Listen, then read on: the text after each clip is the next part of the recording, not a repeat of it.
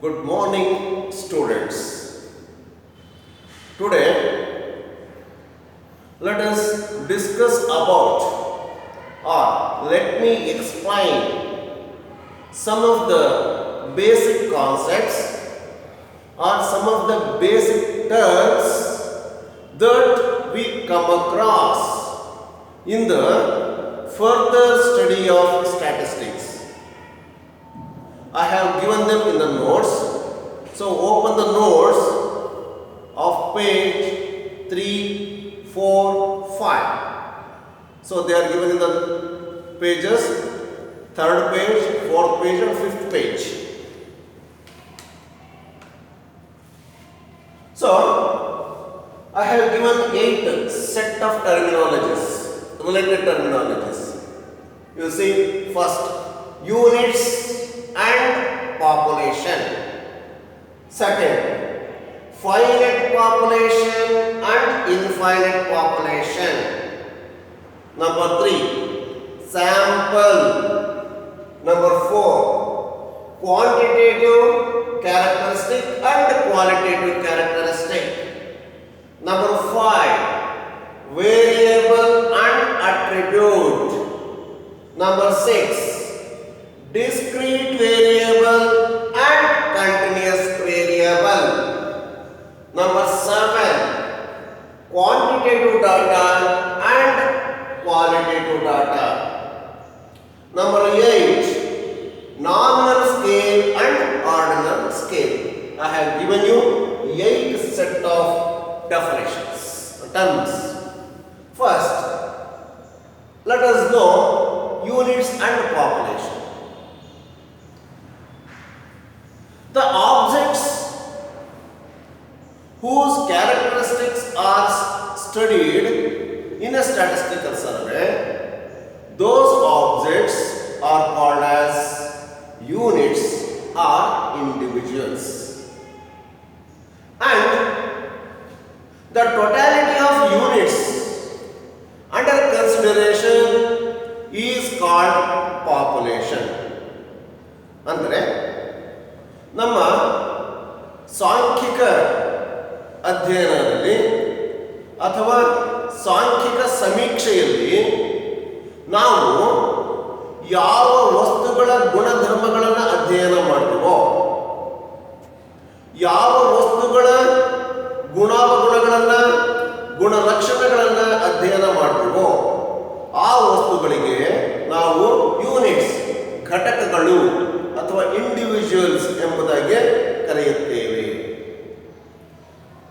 ಮತ್ತು ಆ ಎಲ್ಲ ಘಟಕಗಳ ಸಮೂಹಕ್ಕೆ ಅಥವಾ ಗುಂಪಿಗೆ ನಾವು ಪಾಪ್ಯುಲೇಷನ್ ಎಂಬುದಾಗಿ ಕರೆಯುತ್ತೇವೆ. ಇಲ್ಲಿ ಪಾಪ್ಯುಲೇಷನ್ ಅಂತಂದ್ರೆ it is A statistical terminology. Ordinary terminology ಅಂದ್ರೆ ಅದು ಜನಸಂಖ್ಯೆ ಆಗುತ್ತೆ. ಸ್ಟ್ಯಾಟಿಸ್ಟಿಕಲ್ ಟರ್ಮಿನಾಲಜಿ ಆದರೆ ಪಾಪ್ಯುಲೇಷನ್ ಅಂತಂದ್ರೆ ಏನು ತೋರಿಸುತ್ತೆ, ಸಮಷ್ಟಿ ಅಥವಾ ಗಣ ಅಥವಾ ವಿಶ್ವ, ಯೂನಿವರ್ಸ್ ಅನ್ನೋದಾಗಿ ತೋರಿಸುತ್ತೆ. ಈಗ ಉದಾಹರಣೆಗೆ, if you are studying the calibre of the students of first year SCBS students, then each and every student of that class will be a unit, and all the students of that section, all the 80 students of that section will be the population. The units means it may be an object, or it may be a person, or it may be an animal, or it may be a family, or it may be a country. So, units meaning it differs from circumstances to circumstance. If you are studying about the mass of the students of a class, or weights of the students of the class, or heights of the students of a class, or parents' income of the students of a class, then each student of that class is a unit. And all the students Here each unit is a student. Suppose if you are studying the per capita income of tribal families of India, Bharat ದೇಶದ ಗುಡ್ಡಗಾಡು ಜನಾಂಗದ ಕುಟುಂಬಗಳ ತಲಾವಾರು ವರಮಾನವನ್ನು ನಾವು ಅಧ್ಯಯನ ಮಾಡ್ತಿದ್ದೀವಿ ಅನ್ನೋದಾದ್ರೆ, ಆಗ ಭಾರತ ದೇಶದಲ್ಲಿರುವಂತಹ ಪ್ರತಿಯೊಂದು ಗುಡ್ಡಗಾಡು ಕುಟುಂಬ ಒಂದು ಘಟಕ ಅಂತ ಕರೆಸಿಕೊಳ್ಳುತ್ತೆ. ಹಾಗೂ ಭಾರತ ದೇಶದಲ್ಲಿರ್ತಕ್ಕಂಥ ಎಲ್ಲ ಗುಡ್ಡಗಾಡು ಕುಟುಂಬಗಳ ಸಮೂಹ ಏನಿದೆ ಅದು ಪಾಪ್ಯುಲೇಷನ್ ಅಥವಾ ಸಮಷ್ಟಿ ಅಥವಾ ಗಣ ಎಂಬುದಾಗಿ ಕರೆಸಿಕೊಳ್ಳುತ್ತದೆ. So units and population. Next terminologies, second set of finite population and infinite population. So ಇಲ್ಲಿ ಪಾಪ್ಯುಲೇಷನ್ ಏನಿದೆ, ಸಮಷ್ಟಿ, ಯೂನಿವರ್ಸ್, ಗಣ ಅಂತ ಏನಿದೆ ಅದರಲ್ಲಿ ನಾವು ಎರಡು ಭಾಗಗಳನ್ನಾಗಿ ಕಾಣಬಹುದು, ಎರಡು ಶಾಖೆಗಳಾಗಿ ವಿಂಗಡಿಸಬಹುದು. ಯಾರು ಅಂತಂದ್ರೆ finite population and infinite population. So ಹೆಸರು ಹೇಳುತ್ತೆ, finite means limited, infinite means unlimited. So if there are finite number of units in the population, it is called as finite population. If there are infinite number of units in the population, that is unlimited number of units in the population, then it is called as infinite population. For example, number of stars twinkling in the sky, it is infinite population. Number of English alphabets, it is finite population. Number of students in a class, it is a finite population. Number of persons in a family, it is a finite population. So finite population and infinite population. Third terminology, it is a single terminology, sample. Sample, it is a common terminology. So ಇದು ಜನಜೀವನದಲ್ಲಿ ದಿನನಿತ್ಯದಲ್ಲಿ ಉಪಯೋಗಿಸ್ತಕ್ಕಂಥ ಶಬ್ದ ಆಗಿದೆ. Sample, it is the representative part of the population. Population ಏನಿದೆ, ಸಮೂಹ ಏನಿದೆ, ಅದು ಬೃಹತ್ ಸಮೂಹ ಇರುತ್ತೆ, ಒಂದು ಸಮಷ್ಟಿ ಇರುತ್ತೆ. ಸೊ ಅದೆಲ್ಲದನ್ನು ನಾವು ಅಧ್ಯಯನ ಮಾಡೋಕ್ಕಾಗಲ್ಲ. ಸಮಷ್ಟಿ ಎಂದಾಗ ಅದರಲ್ಲಿ ಸಾವಿರಾರು ಲಕ್ಷಾಂತರ ಘಟಕಗಳು ಇರುತ್ತವೆ. ಆ ಎಲ್ಲ ಘಟಕಗಳಿಂದ ಮಾಹಿತಿಯನ್ನು ನಾವು ಸಂಗ್ರಹಿಸಕ್ಕಾಗಲ್ಲ. ಆ ಎಲ್ಲ ಘಟಕಗಳ ಗುಣಗಳನ್ನು ನಾವು ಅಧ್ಯಯನ ಮಾಡಲಿಕ್ಕಾಗಲ್ಲ. ಅದಕ್ಕೆ ನಾವು ಏನು ಮಾಡ್ತೀವಿ, ಇದರಿಂದ ಒಂದು ಸ್ಯಾಂಪಲ್ ಅನ್ನ ನಾವು ಡ್ರಾ ಮಾಡ್ತೀವಿ. ಆ ಸ್ಯಾಂಪಲ್ ಅಂದ್ರೆ ಏನು, ಅದು ಇದರ ಒಂದು ಪ್ರಾತಿನಿಧಿಕ ಭಾಗ, representative part of the population. Population ಪ್ರತಿನಿಧಿಸುವ ಒಂದು ಸಣ್ಣ ಭಾಗಕ್ಕೆ ನಾವು ಸ್ಯಾಂಪಲ್ ಎಂಬುದಾಗಿ ಕರೆಯುತ್ತೇವೆ. Next fourth set is quantitative characteristic and qualitative characteristic.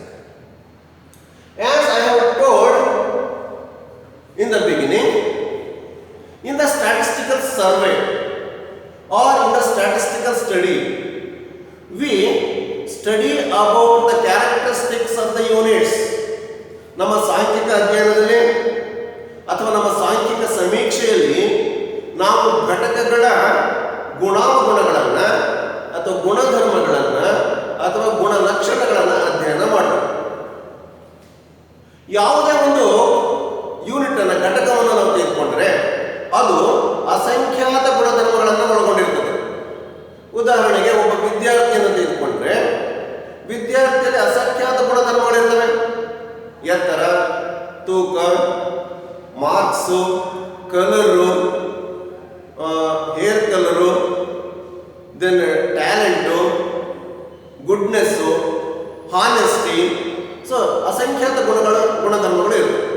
ಆ ಎಲ್ಲ ಗುಣಧರ್ಮಗಳನ್ನು all those such characteristics can be divided into two groups. They are quantitative characteristic and quantitative characteristic. ಅಂದ್ರೆ ಯಾವ ಗುಣಧರ್ಮಗಳನ್ನು ವಸ್ತುವಿನಲ್ಲಿರ್ತಕ್ಕಂಥ ಅಥವಾ ಘಟಕದಲ್ಲಿರ್ತಕ್ಕಂಥ ಅಸಂಖ್ಯಾತ ಗುಣಧರ್ಮಗಳಲ್ಲಿ ಕೆಲವೊಂದು ಗುಣಧರ್ಮ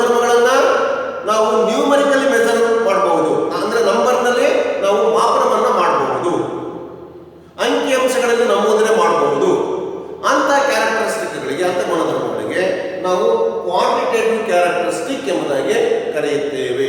ಪರಿಮಾಣಾತ್ಮಕ ಗುಣಧರ್ಮಗಳು ಎಂಬುದಾಗಿ ಕರೆಯುತ್ತೇವೆ. ಉದಾಹರಣೆಗೆ ಹೈಟ್ ಅನ್ನು ನಾವು ಮೆಜರ್ ಮಾಡಬಹುದಾ?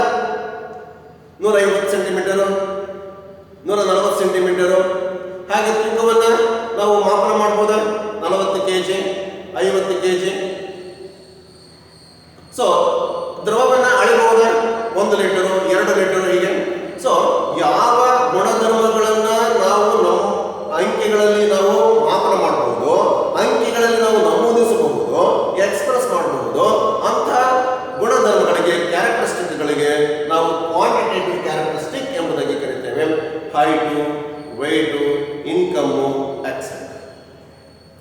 And another set of characteristics which are not numerically measurable. ಯಾವ ಗುಣಧರ್ಮಗಳನ್ನು ನಾವು ನಂಬರ್ಗಳಲ್ಲಿ ಮಾಪನ ಮಾಡಲಿಕ್ಕೆ ಸಾಧ್ಯ ಇಲ್ವೋ, ಯಾವುದೇ ಮಾಪಕದಿಂದ ನಾವು ಅದನ್ನು ಅಳೆಯಲಿಕ್ಕೆ ಸಾಧ್ಯವಿಲ್ಲವೋ, ಯಾವುದೇ ಮಾನಗಳಲ್ಲಿ ಅದನ್ನು ನಾವು ಪ್ರತಿನಿಧಿಸಲಿಕ್ಕೆ ಸಾಧ್ಯವಿಲ್ಲವೋ, ಅಂತ ಗುಣಧರ್ಮಗಳಿಗೆ ನಾವು ಕ್ವಾಲಿಟೇಟಿವ್ ಕ್ಯಾರೆಕ್ಟರಿಸ್ಟಿಕ್ ಎಂಬುದಾಗಿ ಕರೆಯುತ್ತೇವೆ. ಉದಾಹರಣೆಗೆ rose is A beautiful flower. So beauty it cannot express in terms of numbers. Beautiful, how much beautiful it is, we cannot express in numbers. So such a characteristic is called as qualitative characteristic. So the characteristics of units can be classified under two headings. Which are those? Number 1, quantitative characteristic. Number 2, qualitative characteristic. Quantitative characteristic means the numerically measurable characteristics of the units are called as quantitative characteristics. The characteristics which cannot be measured in terms of numbers, which cannot be numerically measured, are called as qualitative characteristics. So for quantitative characteristic example of height of a student, weight of an apple, income of the parent, etc. Qualitative characteristic example of honesty of a student, color of a student, sex of a person, honesty of a person, all those are all qualitative characteristics.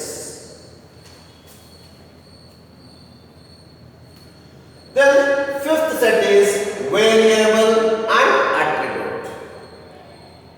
So in the fourth set I have said there are two types of characteristics: quantitative characteristic and qualitative characteristic. Quantitative characteristics and qualitative characteristics they vary from unit to unit, or person to person, or object to object. Understand? ಅಂದ್ರೆ ಗುಣಧರ್ಮಗಳನ್ನು ನಾವು ಎರಡು ಭಾಗಗಳಾಗಿ ಮಾಡ್ತೇವೆ: quantitative characteristic ಮತ್ತು qualitative characteristic. ಉದಾಹರಣೆಗೆ height of a student is a quantitative characteristic. Honesty of the student is a qualitative characteristic. So a qualitative characteristic or a quantitative characteristic are both, they vary from student to student, or person to person, or object to object. So do you understand?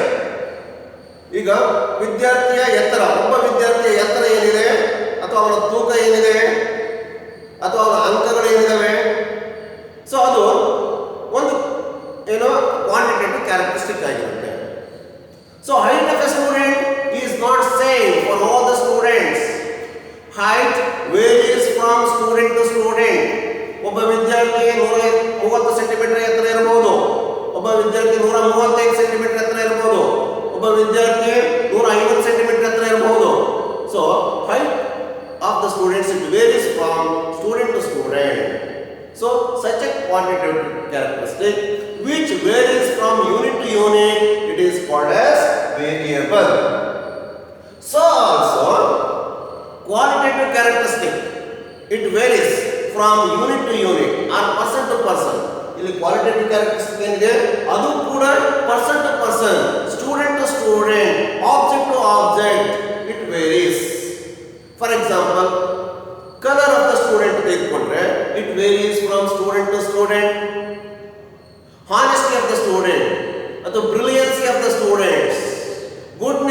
Students ತೆಗೆದುಕೊಂಡ್ರೆ it varies from student to student or person to person.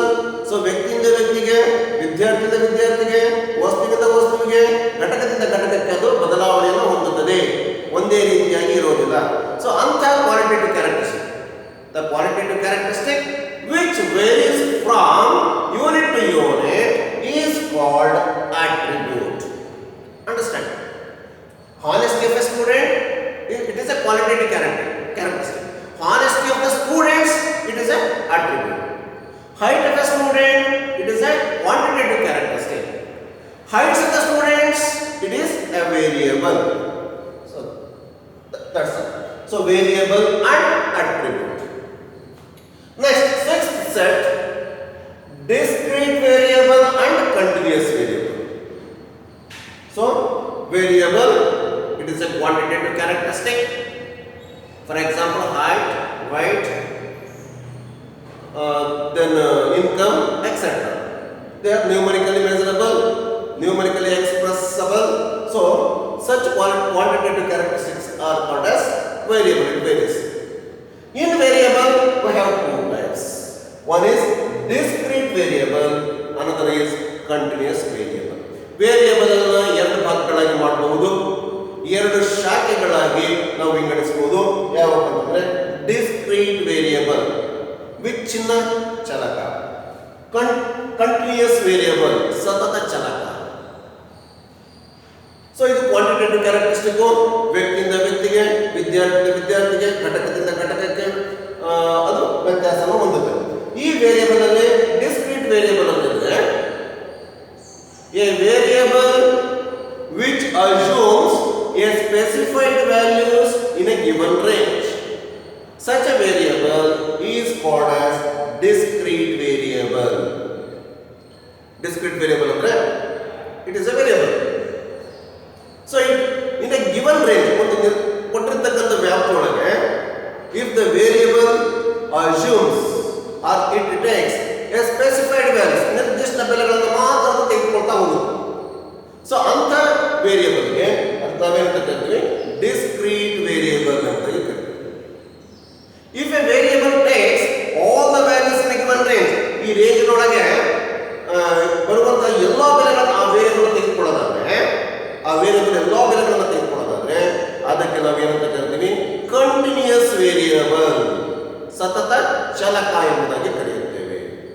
For example, number of persons in a family, ಕುಟುಂಬದ ಸದಸ್ಯರ ಸಂಖ್ಯೆ. ಕುಟುಂಬದ ಸದಸ್ಯರ ಸಂಖ್ಯೆ it is a quantitative characteristic. It varies from family to family, ಕುಟುಂಬದಿಂದ ಕುಟುಂಬಕ್ಕೆ ಅದು ವ್ಯತ್ಯಾಸ ಆಗೋದ್ರಿಂದ ಇಟ್ ಇಸ್ ಎ ವೇರಿಯಬಲ್. ಹಾಗೆಯೇ it takes a specified values in a given range. ಒಂದು ರೇಂಜ್ ಒಳಗೆ, ಒಂದು ವ್ಯಾಪ್ತಿ ಒಳಗೆ ಅದು ನಿರ್ದಿಷ್ಟ ಬೆಲೆಗಳನ್ನು ಮಾತ್ರ ತೆಗೆದುಕೊಳ್ಳುತ್ತೆ ಕುಟುಂಬದ ಸದಸ್ಯರ ಸಂಖ್ಯೆ. ಈಗ ಒಂದು ಕುಟುಂಬದಲ್ಲಿ ಎಷ್ಟು ಸದಸ್ಯರಿರಬಹುದು, ಸದಸ್ಯರ ಸಂಖ್ಯೆ ಎಷ್ಟು ಇರಬಹುದು ಒಂದು ಫ್ಯಾಮಿಲಿ ಒಳಗೆ? ಸೊ 2 ಇರಬಹುದು, 3 ಇರಬಹುದು, 5 ಜನ ಇರಬಹುದು, 10 ಜನ ಇರಬಹುದು. ಅನ್ಡಿವೈಡೆಡ್ ಫ್ಯಾಮಿಲಿ ಅಂತಂದ್ರೆ 50 ಜನ ಇರಬಹುದು, 100 ಜನ ಇರಬಹುದು. ಸೊ ಯಾರಾದ್ರೂ ಫ್ಯಾಮಿಲಿ ಒಳಗೆ 4.5 ಜನ ಇದ್ದಾರೆ, 8.75 ಜನ ಇದ್ದಾರೆ, 10.3 ಜನ ಇದ್ದಾರೆ. So not possible. ಅಲ್ಲಿ ಒಂದು ಮಗು ಇದೆ ಅಂದ್ರೂ ಕೂಡ, ಸಣ್ಣ ಮಗು ಇದೆ ಅಂದ್ರೂ ಕೂಡ it is A member of that family. ಆ ಕುಟುಂಬದ ಒಂದು ಸದಸ್ಯ ಆಗಿರುತ್ತೆ, ಒಂದು ಸಂಪೂರ್ಣ ಘಟಕ ಆಗಿರುತ್ತೆ ಆ ಮಗು. ಆದ್ರಿಂದ ಇಲ್ಲಿ ಬೆಲೆಗಳು, number of persons in a family, ಕುಟುಂಬದ ಸದಸ್ಯರ ಸಂಖ್ಯೆ ಅದು ವೇರಿಯಬಲ್ ಆಗುತ್ತೆ.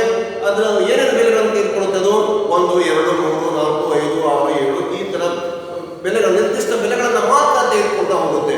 ಎಲ್ಲಿಯೂ ಕೂಡ 6.3, 4.2, 5.75 ಈ ರೀತಿಯ ಬೆಲೆಗಳು ಇರೋದಿಲ್ಲ. ಸೊ ಅಂತ ವೇರಿಯಬಲ್ಗೆ ನಾವು ಡಿಸ್ಕ್ರೀಟ್ ವೇರಿಯಬಲ್ ಎಂಬುದಾಗಿ ಕರೆಯುತ್ತೇವೆ. ವಿಚ್ಛಿನ್ನ ಚಿತ್ರವಾಗಿರುತ್ತದೆ, ವಿಚ್ಛಿನ್ನ ಚಲಕ ಎಂಬುದಾಗಿ ಕರೆಯುತ್ತೇವೆ. ಕಂಟಿನ್ಯೂಸ್ ವೇರಿಯಬಲ್ ಅದು ಎಲ್ಲಾ ಬೆಲೆಗಳನ್ನು ತೆಗೆದುಕೊಳ್ತೇವೆ. ಈಗ ವಿದ್ಯಾರ್ಥಿಗಳ ಎತ್ತರವನ್ನು ತೆಗೆದುಕೊಂಡ್ರೆ, ಒಂದು ತರಗತಿಯಲ್ಲಿ ವಿದ್ಯಾರ್ಥಿಗಳ ಎತ್ತರ 120 ಸೆಂಟಿಮೀಟರ್, 150 ಸೆಂಟಿಮೀಟರ್ ಅಂತ ತಿಳ್ಕೊಳ್ಳೋದು. ಅತ್ಯಂತ ಕಡಿಮೆ ಎತ್ತರ ಇರತಕ್ಕಂಥವ ವಿದ್ಯಾರ್ಥಿ 120, ಅತ್ಯಂತ ಎತ್ತರ ಇರತಕ್ಕಂಥ ವಿದ್ಯಾರ್ಥಿ ಟಾಲೆಸ್ಟ್ 150 ಸೆಂಟಿಮೀಟರ್ ಅಂತ ತಿಳ್ಕೊಳ್ಳೋದು. ಸೊ ಇನ್ನು ಮಿಕ್ಕ ವಿದ್ಯಾರ್ಥಿಗಳು ಸೊ ಎಷ್ಟಾದ್ರೂ ಇರ್ಬೋದು, 120 ಸೆಂಟಿಮೀಟರ್ ಇರ್ಬೋದು, 120.1 ಇರ್ಬೋದು, ಇರ್ಬೋದು, 120.2 ಇರ್ಬೋದು, ಅಥವಾ 132 ಇರ್ಬೋದು, 130.1 ಇರ್ಬೋದು. ಹೀಗೆ ಈ ರೇಂಜ್ನಲ್ಲಿ, ಈ ವ್ಯಾಪ್ತಿಯಲ್ಲಿ ಬರುವಂತಹ ಎಲ್ಲ ಬೆಲೆಗಳನ್ನು, integer values, decimal values, fraction values, ಎಲ್ಲ ಬೆಲೆಗಳನ್ನು ಅದು ತೆಗೆದುಕೊಳ್ಳೋದಾದ್ರೆ ಅಂತ ವೇರಿಯಬಲ್ಗೆ ನಾವು ಕಂಟಿನ್ಯೂಯಸ್ ವೇರಿಯಬಲ್ ಎಂಬುದಾಗಿ ಕರೀತೇವೆ. Example, heights of the students, weights of the apples, etc. So discrete variable and continuous variable. Now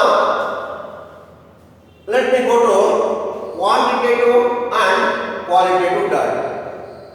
Quantitative data is nothing but the variable, qualitative data is nothing but the attribute. So numerically expressible or expressed data is called quantitative data. Numerically not expressed data is called as qualitative data. Now nominal scale and ordinal scale. ಇಲ್ಲಿ variable ನಲ್ಲಿ ಎರಡು ಭಾಗಗಳಾಗಿ ನೋಡ್ಕೊಂಡ್ವಿ, discrete ಮತ್ತೆ continuous. Variable ಅಂದ್ರೆ quantitative characteristic which varies from object to object or student to student or unit to unit or person to person. So ವ್ಯಕ್ತಿಯಿಂದ ವ್ಯಕ್ತಿಗೆ, ವಿದ್ಯಾರ್ಥಿಯಿಂದ ವಿದ್ಯಾರ್ಥಿಗೆ, ವಸ್ತುವಿಂದ ವಸ್ತುವಿಗೆ, ಘಟಕದಿಂದ ಘಟಕಕ್ಕೆ ವ್ಯತ್ಯಾಸವಾಗುವಂತಹ ಪರಿಮಾಣಾತ್ಮಕ ಗುಣಧರ್ಮ ಏನಿದೆ ಅದಕ್ಕೆ ವೇರಿಯಬಲ್ ಎಂಬುದಾಗಿ ಕರೀತೇವೆ. Height, number of students, number of lecturers, so ಇವೆಲ್ಲ ವೇರಿಯಬಲ್. ಅದರಲ್ಲಿ ಎರಡು ಭಾಗಗಳಾಗಿ ಬರ್ತವೆ, discrete variable, continuous variable. So ಇವುಗಳನ್ನು ಮಾಪನ ಮಾಡಲಿಕ್ಕೆ ಬರುತ್ತೆ, ನಂಬರ್ ಎಕ್ಸ್ಪ್ರೆಸ್ ಮಾಡಕ್ಕೆ ಬರುತ್ತೆ. ಹೀಗಾಗಿ ಇದಕ್ಕೆ ವೇರಿಯಬಲ್, ಸೊ ಅದರಲ್ಲಿ ಡಿಸ್ಕ್ರೀಟ್ ವೇರಿಯಬಲ್, ಕಂಟಿನ್ಯೂಸ್ ವೇರಿಯಬಲ್ ಅಂತ. ಹಾಗೆಯೇ ಈಗ attribute, it is A qualitative characteristic. ಅದು ನಂಬರ್ನಲ್ಲಿ ಮಾಪನ ಮಾಡಲಿಕ್ಕೆ ಬರದೇ ಇರತಕ್ಕಂಥ, ನಂಬರ್ನಲ್ಲಿ ನಮೂದಿಸಲಿಕ್ಕೆ ಬರದೇ ಇರತಕ್ಕಂಥ ಗುಣಧರ್ಮವಾಗಿರುತ್ತೆ. ಹಾನೆಸ್ಟಿ, ಗುಡ್ನೆಸ್ಸು, ಕ್ಯಾಲಿಬರು, ಸೊ ಇವೇನಿದಾವೆ, beauty, we cannot express them in terms of numbers, we cannot measure them by means of any measuring unit. So such qualitative characteristics which vary from unit to unit are called as attribute, isn't it? So ಇವುಗಳನ್ನು ಮಾಪನ ಮಾಡಕ್ಕೆ ಬರೋದಿಲ್ಲ, ಆದರೆ ಬೇರೊಂದು ರೀತಿಯಲ್ಲಿ ಅವುಗಳನ್ನು ಮಾಪನ ಮಾಡಬಹುದು. ಸೊ ಏನಪ್ಪ ಅಂದ್ರೆ ಅವುಗಳೇ nominal scale and ordinal scale. ಅವುಗಳನ್ನು ಮಾಪನ ಮಾಡಲಿಕ್ಕೆ ಯಾವುದೇ ಒಂದು ಮೆಜರಿಂಗ್ ಯೂನಿಟ್ ಇಲ್ಲ, ಟೇಪ್ ಇಲ್ಲ, ಅದು ವೇಯಿಂಗ್ ಮಷೀನ್ ಇರೋದಿಲ್ಲ. ಇಲ್ಲಿ ಏನು ಮಾಡಬಹುದು ಅಂತಂದ್ರೆ ಅವುಗಳಿಗೆ ಆರ್ಡರಿಂಗ್ ಮಾಡಬಹುದು ಅಷ್ಟೇ. Increasing order, decreasing order, comparison ಮಾಡಬಹುದೇ ವಿನಃ ಇಲ್ಲಿ ಯಾವುದೇ ರೀತಿಯ ಮಾಪನ ಮಾಡಲಿಕ್ಕೆ ಬರೋದಿಲ್ಲ. ಆದ್ರಿಂದ ಅಟ್ರಿಬ್ಯೂಟ್ಗಳಿಗೆ ಮಾಪನಗಳು ಏನು ಬರ್ತವೆ, nominal scale and ordinal scale. Quantitative ಡಾಟಾವನ್ನ ಕ್ವಾಲಿಟೇಟಿವ್ ಡಾಟಾವನ್ನ ಮೆಜರ್ ಮಾಡತಕ್ಕಂಥ ಮಾಪನಗಳು nominal scale and ordinal scale. Nominal scale means if a number is assigned to the units or different categories of the units just for identification, then such a scale, such a measurement is called as nominal scale ಎಂಬುದಾಗಿ ಕರೆಯುತ್ತೇವೆ. ಅಂದ್ರೆ ಒಂದು population ಅಲ್ಲಿ ಇರತಕ್ಕಂಥ ಘಟಕಗಳನ್ನು ಗುರುತಿಸುವ ಸಲುವಾಗಿ ನಾವು ಅವುಗಳಿಗೆ ನಂಬರ್ಗಳನ್ನ, ಆ ಘಟಕಗಳಿಗೆ ನಂಬರ್ಗಳನ್ನ ಕೊಡ್ತಾ ಹೋಗ್ತೀವಿ. ಅದಕ್ಕೆ ನಾವೆಂತ ಕರಿತೀವಿ, ನಾಮಿನಲ್ ಸ್ಕೇಲ್ ಎಂಬುದಾಗಿ ಕರೆಯುತ್ತೇವೆ. ಈಗ ಉದಾಹರಣೆಗೆ ನೀವು SCBS ಸ್ಟೂಡೆಂಟ್ಸು, ನಿಮ್ದು ಸೆಕ್ಷನ್ ಸಿ ಸೆಕ್ಷನ್ ಆಗಿದೆ. ಸೊ ನಿಮಗೆ ಕಾಲೇಜಿಂದ ಒಂದು ಗುರುತಿನ ಚೀಟಿಯನ್ನ, ಗುರುತಿನ ಸಂಖ್ಯೆಯನ್ನು ಕೊಡ್ತೀವಿ. ಯಾವ ರೀತಿ ಕೊಡ್ತೀವಿ ಅಂತಂದ್ರೆ 20C001 ಅಂದ್ರೆ 2020ನೇ ವರ್ಷದ ವಿದ್ಯಾರ್ಥಿ, ಸಿ ಸೆಕ್ಷನ್ ವಿದ್ಯಾರ್ಥಿ, ಒಂದನೇ ವಿದ್ಯಾರ್ಥಿ. ಹಾಗೆ 20C002, 20C003, 20C020, 20C080 ಈ ರೀತಿಯಾಗಿ ನಾವು ನಿಮಗೆ ಗುರುತಿನ ಸಂಖ್ಯೆಯನ್ನು ಕೊಡ್ತೀವಿ, ಗುರುತಿನ ಚೀಟಿಯನ್ನು ಕೊಡ್ತೀವಿ. ಇದು ಏನಕ್ಕಾಗಿ ಕೊಡ್ತೀವಿ? Just for identification sake. ಈ ವಿದ್ಯಾರ್ಥಿನಿ ಕಸ್ತೂರ್ಬಾ ಕಾಲೇಜಿನ ವಿದ್ಯಾರ್ಥಿನಿ, 2020ನೇ ವರ್ಷದ ವಿದ್ಯಾರ್ಥಿನಿ, ಸಿ ಸೆಕ್ಷನ್ ವಿದ್ಯಾರ್ಥಿನಿ, ಒಂದನೇ ವಿದ್ಯಾರ್ಥಿನಿ ಎಂಬುದಾಗಿ ನಿಮ್ಮನ್ನು ಗುರುತಿಸುವ ಸಲುವಾಗಿ ಈ ಗುರುತಿನ ಸಂಖ್ಯೆಯನ್ನು, ಗುರುತಿನ ಚೀಟಿಯನ್ನು ನಾವು ಕೊಡ್ತೇವೆ. ಸೊ ಜಸ್ಟ್ ಫಾರ್ ಐಡೆಂಟಿಫಿಕೇಶನ್, ಆ ಯೂನಿಟ್ ಅನ್ನ, ಆ ಘಟಕವನ್ನ ನಾವು ಗುರುತಿಸ ಸೂಚಿಸುವ ಸಲುವಾಗಿ ಕೊಡುವಂತಹ ನಂಬರ್ ಏನಿದೆ that is called as nominal scale. Then ordinal scale. Here, if the numbers are assigned to the units either in increasing order or decreasing order, ಇಲ್ಲಿ ಘಟಕಗಳಿಗೆ ನಾವು ರ್ಯಾಂಕ್ಗಳನ್ನು ಕೊಡ್ತಾ ಹೋದ್ರೆ ಅಥವಾ ಏರಿಕೆಯ ಕ್ರಮದಲ್ಲಿ ಅಥವಾ ಇಳಿಕೆಯ ಕ್ರಮದಲ್ಲಿ ನಾವು ಅಂಕಿಗಳನ್ನು ಕೊಡ್ತಾ ಹೋದಾಗ, ನಂಬರ್ಗಳನ್ನು ಕೊಡ್ತಾ ಹೋದಾಗ ಅದಕ್ಕೆ ನಾವು ಆರ್ಡಿನಲ್ ಸ್ಕೇಲ್ ಎಂಬುದಾಗಿ ಕರೀತೇವೆ. ನಾವು ಇಲ್ಲಿ 20C00 ಈ ರೀತಿ ಒಬ್ಬ ವಿದ್ಯಾರ್ಥಿ, ಮೊದಲ ವಿದ್ಯಾರ್ಥಿ 20C0001, ಎರಡನೇ ವಿದ್ಯಾರ್ಥಿ 20C0002 ಈ ರೀತಿ ಕೊಡ್ತಾ ಹೋಗೋದಕ್ಕೆ ನಾಮಿನಲ್ ಸ್ಕೇಲ್ ಅಂತ ಕರೀತೀವಿ. ಅದರ ಬದಲಿಯಾಗಿ ನಾವು ನಿಮಗೆ SSLCಯ ಮಾರ್ಕ್ಸ್ ಆಧಾರದ ಮೇಲೆ, ಗಳಿಕೆಯ ಆಧಾರದ ಮೇಲೆ ಅತ್ಯಂತ ಹೆಚ್ಚಿನ ಮಾರ್ಕ್ಸ್ ಹೊಂದಿರತಕ್ಕಂಥ ವಿದ್ಯಾರ್ಥಿ 20C001, ಅದಕ್ಕಿಂತ ಕಡಿಮೆಯನ್ನು ಹೊಂದಿರತಕ್ಕಂಥ ವಿದ್ಯಾರ್ಥಿ 20C002, ಅತ್ಯಂತ ಕಡಿಮೆಯ ನಂಬರ್ ಮಾರ್ಕ್ಸ್ ಹೊಂದಿರತಕ್ಕಂಥ ವಿದ್ಯಾರ್ಥಿ 20C080. ಈ ರೀತಿ ಇನ್ಕ್ರೀಸಿಂಗ್ ಆರ್ಡರ್ ಅಥವಾ ಡಿಕ್ರೀಸಿಂಗ್ ಆರ್ಡರ್ ಮ್ಯಾಗ್ನಿಟ್ಯೂಡ್ ಮೇಲೆ, ಅದರ ಗಾತ್ರದ ಮೇಲೆ ನಾವು ಏರಿಕೆಯ ಕ್ರಮದಲ್ಲಿ ಅಥವಾ ಇಳಿಕೆಯ ಕ್ರಮದಲ್ಲಿ ನಾವು ಘಟಕಗಳನ್ನು ಅಥವಾ ಘಟಕದಲ್ಲಿ ಇರತಕ್ಕಂಥ ಬೇರೆ ಬೇರೆ ಗುಂಪುಗಳನ್ನು ನಾವು ನಮೂದಿಸೋದಾದ್ರೆ ಅದಕ್ಕೆ ಆರ್ಡಿನಲ್ ಸ್ಕೇಲ್ ಅಂತ ಕರೀತೀವಿ. ಹಾಗೆ ನಾವು ಅಂಗಡಿಗೆ ಹೋದಾಗ ನಾವು ನೋಡ್ತೇವೆ first grade, first quality rice, second quality rice, third quality rice ಈ ತರ ನಮಗೆ ತೋರಿಸ್ತಾರೆ. So it is also an ordinal scale. First quality, second quality, third quality, first grade, second grade, third grade. So ಅವೆಲ್ಲ ಏನಾಗಿರುತ್ತೆ ordinal scale. So these scales are used for attributes. Do you understand? So these are the basic terminologies that one should know before going to study statistics in detail.